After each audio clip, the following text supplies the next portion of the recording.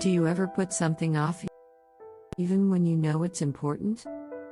You think about it, you plan to do it, but you just don't start. Many adults with ADHD experience this, and it's often misunderstood as procrastination. But it's not about laziness. It's something called task initiation. Task initiation is the brain's ability to begin a task.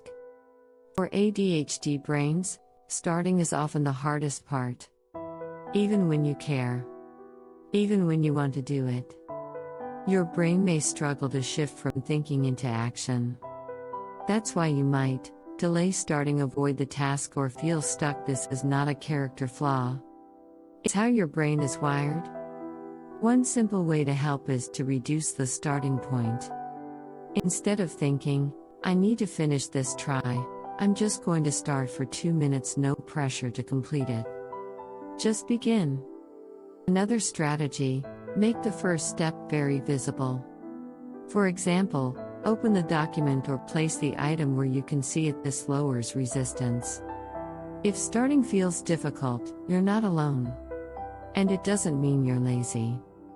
Your brain may just need a smaller entry point.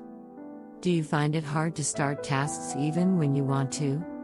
This content is for educational purposes only and is not a substitute for medical advice.